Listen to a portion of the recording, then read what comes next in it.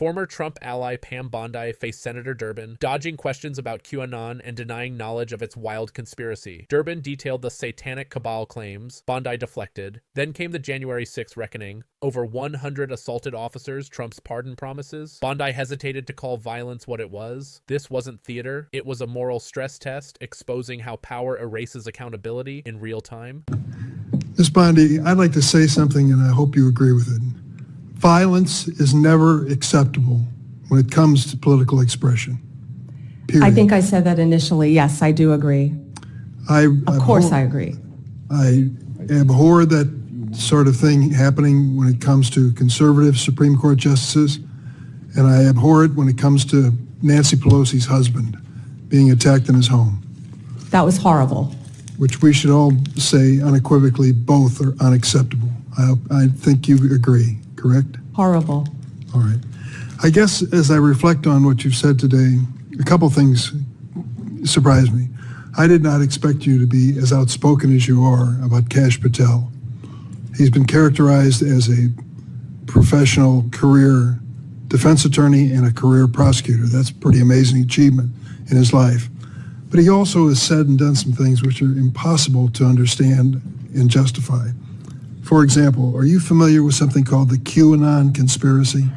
I have heard of it, but I do not know what it is, but I've heard of it many times, Senator. So let me tell you what I've learned about it. Its core belief is that a cabal of satanic, cannibalistic child molesters are embedded within our government and are conspiring against President-elect Trump. They asked Mr. Patel about it, and he said, quote, "I agree with a lot that the movement says," end of quote. Does that sound like a good preparation to run the FBI? Senator, I don't know anything about, I had heard of QAnon, but I've never heard that definition attached to it at all. You're going to have to ask Mr. Patel about those statements. We will. And I'll tell you, until we get answers to those questions, I don't know many people on this side of the table will give him an unequivocal endorsement. This and his enemies list, what he calls his government gangsters, this is what you expect of Stasi. This is what you expect of secret police. It is not what you expect of justice in America, as you've even described it at the table today. So I would say this unequivocal support of Mr. Patel should at least have some reservation until he explains some of these outrageous positions he has taken. I look forward to hearing his testimony about QAnon in front of this committee. You will. Let me say another word about January 6th and what happened. We lived through it, many of us. We'll never forget it. To think that the United States of America's Capitol building was desecrated by an insurrectionist mob that came in and did horrible things, particularly to our police force, that keeps you safe as you sit there and keeps us safe every single day. Over 100 of them were attacked by these demonstrators. One, Kenneth Bonowitz, a member of the so-called Proud Boys, another alt-right group, assaulted at least 6 officers, placed one in a chokehold and lifted him up by the neck. Bonowitz injured one officer so severely he had to retire. Kyle Fitzsimmons, convicted for 5 separate assaults against law enforcement, including one that caused a career-ending and life-altering injury to U.S. Capitol Police Sergeant Aquilino Ganell. Can you understand why when Donald Trump says, "The day I am inaugurated as president, I will issue a blanket pardon to these, quote, political prisoners"? We view this with an outrage on our side. These men and women risk their lives for us every day, and they almost died. Some of them did die in the course of this attack. Why aren't we treating them as such, and why do you have to reserve judgment? Vice President Vance didn't when he was asked this week. He said that pardon should not be extended to those who were guilty of violence against policemen. Yeah, and Senator, I do not agree with violence against anyone, but especially police officers. And every time I've been walking through these halls, meeting with all of you, the men and women of the Capitol Police Department are incredible. They do a great job. They deserve to be safe. And I do not agree with violence against any police officer. I would hope. I never have, Senator. You weren't able to answer my question affirmatively earlier, but I would hope that if this moves forward in a positive way on your nomination, you will speak up at some point on behalf of these police officers who are keeping you safe today and your family safe.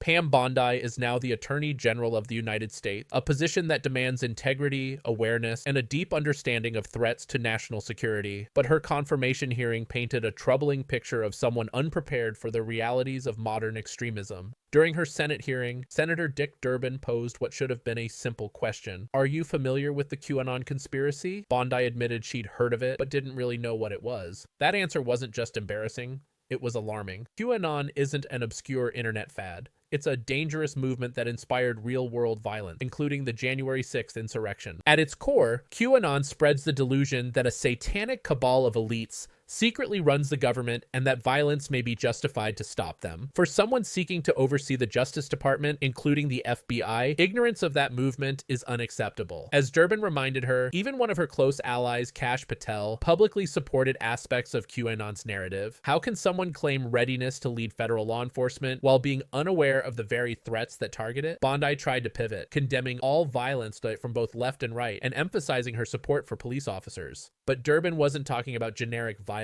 He was talking about ideological extremism, the kind that targets democracy itself. Her inability to distinguish between random violence and organized extremist threats revealed a lack of depth. This matters because the Attorney General isn't just a figurehead. The AG decides which crimes get investigated, which extremists are prosecuted, and how the Department of Justice prioritizes threats. A leader who doesn't understand QAnon, domestic terrorism, or political radicalization cannot be trusted to combat them effectively. Durbin pushed further, bringing up January 6th, when over 100 Capitol police officers were attacked, many suffering lifelong injuries. He asked Bondi directly, would you stand with those officers? Would you oppose pardons for those who assaulted them? Her response was evasive. She repeated that she opposes violence, yet stopped short of promising to defend those officers unequivocally. For any attorney general, that hesitation is unacceptable. The nation deserves clarity from its top law enforcement official, not vague reassurances. That moment exposed the core issue. Leadership requires moral clarity. Bondi's cautious answers may have sounded diplomatic, but they lacked conviction. The Justice Department can't be run by someone afraid to call out extremism for what it is, especially when it comes from politically sensitive corners. Being Attorney General means understanding the threats before they explode, not just condemning them afterward. It means knowing how disinformation spreads online, how extremist groups recruit, and how political rhetoric fuels violence. These aren't abstract concerns. They're urgent realities shaping law enforcement priorities every day. Bondi's defenders argue that her experience as a former state attorney general qualifies her, but experience isn't the same as readiness. Today's America faces domestic terrorism, digital radicalization, and anti-democratic movements unlike anything seen before. The AG must be informed, decisive, and fearless, not learning on the job. The hearing was more than a political ritual. It was a stress test for accountability. Senators weren't just questioning a nominee. They were measuring how seriously she takes the threats facing our democracy. And based on her responses, many were left uneasy. Bondi's confirmation represents something larger about our political era, a willingness to reward loyalty over competence. When officials rise to power, despite glaring gaps in knowledge, the consequences ripple far beyond Washington. Every FBI agent, prosecutor, and police officer will now look to her for direction. If she hesitates to confront extremist threats, those signals will trickle down the chain of command. Public trust in the Department of Justice depends on one principle: impartiality. Americans must believe that justice is applied evenly, whether the perpetrators are left-wing radicals or right-wing extremists. But how can the public trust that promise when the nation's top law enforcer appears uninformed about movements that have literally attacked the government she now serves? Durbin's questioning wasn't political theater. It was a warning. The line between conspiracy and violence has grown thinner with every passing year. When the Attorney General doesn't grasp that, it's not just a gap in knowledge, it's a gap in national security. Bondi's confirmation underscores a chilling reality. America's justice system now rests in the hands of someone who, by her own admission, doesn't fully understand one of the greatest domestic threats of our time. It's a test of whether the system can withstand leaders who are politically convenient but intellectually unprepared. For citizens, this moment is a call to vigilance. The Attorney General sets the tone for how justice is defined, who is protected, who is prosecuted, and whose pain is ignored. Her words in that hearing reveal not just uncertainty, but the potential for selective justice. If you care about truth, accountability, and democracy, pay attention. These hearings aren't just political showdowns. They're windows into how the rule of law will be upheld